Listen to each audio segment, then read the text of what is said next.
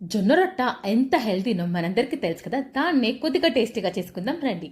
ముందుగా జొన్న పిండిలో ఫ్రై చేసి పెట్టుకుని కోర్స్గా గ్రైండ్ చేసి పెట్టుకున్న పల్లి పౌడర్ని, పచ్చిమిర్చిని, ఆనియన్ని కోర్స్గా గ్రైండ్ చేసి పెట్టుకున్నది, సన్నగా కట్ చేసి పెట్టుకున్న కొత్తిమీర, కరివేపాకు, టేస్ట్కి సరిపోయే సాల్ట్, వీటన్నిటిని ఫస్ట్ బాగా కలుపుకున్న తర్వాత గోరువెచ్చని వాటర్ని కొద్ది కొద్దిగా యాడ్ చేస్తూ మనం నార్మల్గా రొట్టె పిండిని ఎలా అయితే తడుపుకుంటామో అలా తడిపి పెట్టుకోవాలి.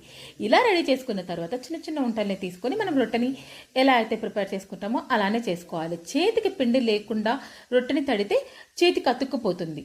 సో చేతికి పిండి అనుకోండి. ఒకవేళ ఇలా డైరెక్ట్గా మీరు చేతితో పెన్నంపైకి ట్రాన్స్ఫర్ చేయలేకపోతే ఇలా ప్లేట్ని యూజ్ చేసి ఈజీగా పెన్నంపైకి ట్రాన్స్ఫర్ చేయొచ్చు. నార్మల్గా జొన్న రొట్టెని మనం ఆయిల్ లేకుండా కాలుస్తాం. బట్ ఈ కారం రొట్టెని ఫ్రంట్ బ్యాక్ తిప్పుతూ కొద్దిగా ఆయిల్ అప్లై చేస్తూ లో టు మీడియం ఫ్లేమ్ అడ్జస్ట్ చేస్తూ కాల్చుకోండి. చాలా టేస్టీగా ఉంటుంది. మార్నింగ్ బ్రేక్ఫాస్ట్ అయినా, డిన్నర్కైనా, స్నాక్ అయినా చాలా టేస్టీగా ఉంటుంది. ది బెస్ట్ రెసిపీ, తప్పకుండా ట్రై చేయండి.